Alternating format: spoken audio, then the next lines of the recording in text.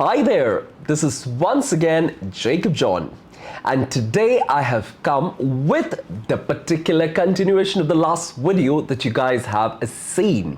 We were discussing a little bit about the speaking module in IELTS, so let's keep rolling and find out what exactly I have to offer for you.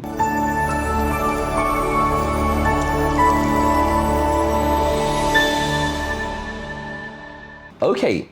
So we were discussing about the different sections of speaking module in IELTS, starting with warm-up, then you'll be having your cue card section and then moving on to the short turn or the two-way discussion or the following section, the follow-up section that we usually call it as, right?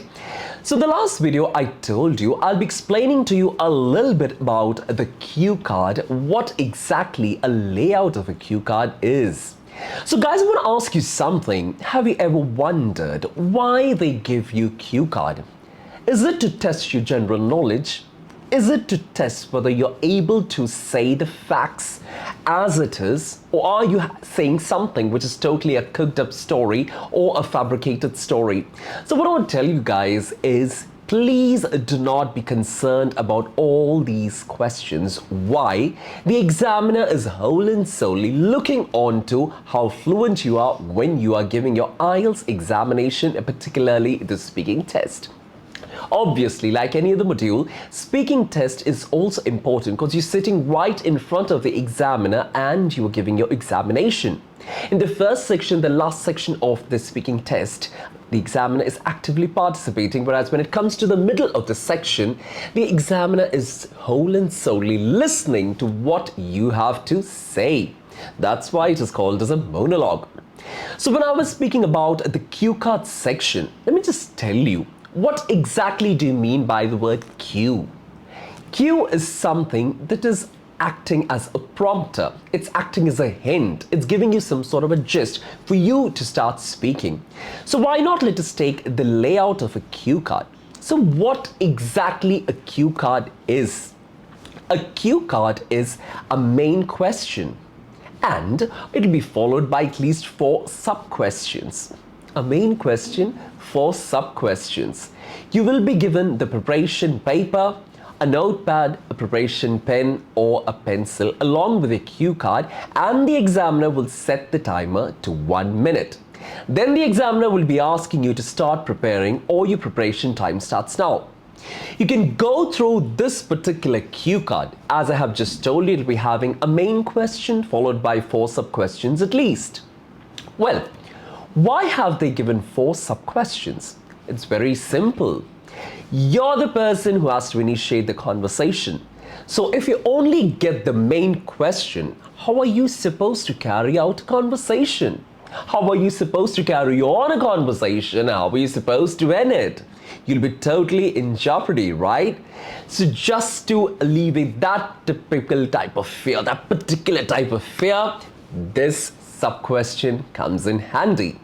Of course, sub-questions are provided for you to start or initiate or commence your speaking, to continue your speaking, and along with that to include what all matters you have to in that particular speaking cue card or that speaking test, and also to conclude your speaking. Well, I suppose that you guys are now familiar with the layout of a cue card. Let me just ask you, you might be having a question in your mind. What type of question can I get as a cue card, or will I be getting as a cue card? Well, of course, IELTS examination is about general knowledge, right? General knowledge in the sense like what type of general knowledge? Will it be tough? Will it be easy? Rest assured, do not worry about that. You'll be getting simple topics, generally based topics, general topics that you get for day-to-day life. So you don't have to worry about all those. For instance, speak about a friend that you like the most. Speak about a time when you received money as a gift. Speak about an elderly person in your family that actually has a concern towards you. Speak about a holiday destination that you would love to go. Speak about a hill station that you love to explore. Speak about a natural place that actually you would love to explore. Speak about a building that you would love to study about. Speak about a monument that you would love to visit. Speak about a holiday destination that you would love to tell to others. Speak about a role model in your life. Speak about a friend that you miss. Speak about a friend that you would love to reconcile with. Speak about a group of people that you would love to enjoy time with. Speak about a hobby that you would love to engage in repeatedly and would love to say this to others. Speak about a rainy day that you enjoyed the most.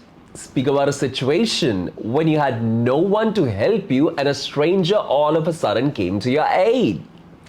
Speak about a foreign land that you would love to visit or work. So, these are all general topics that can be asked as a cue card. What I would like to tell you is, whenever you get a topic like this, I want you to brainstorm. If you take B-GHUD channel, you can see that there are a lot of brainstorming ideas which were done as videos. So you will be getting an idea how to brainstorm. Many a times candidates are like, I'm not able to expand my answers. I'm only able to say yes or no. But that's not the right way. IELTS examiner always looks for how far you can stretch your answers. What type of logical answers will you be able to give, even though it's a fabricated one or a cooked up story? What else the examiner is looking for you are based on the criteria.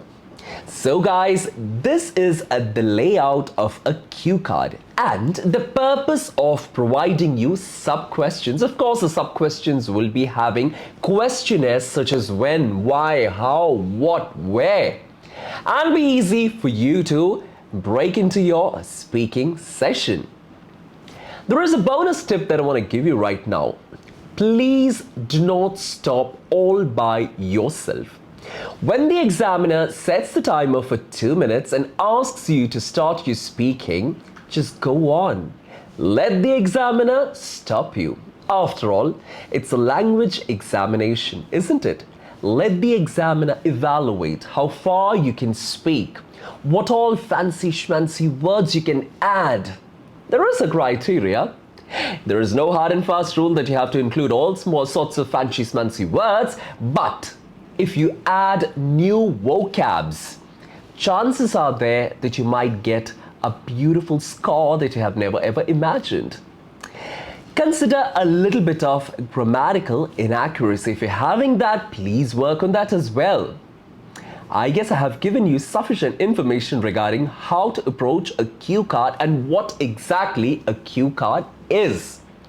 So, I'm sure that you have taken your date and you're all set to face your IELTS speaking examination. Thank you so much guys for listening to this short brain awakening video.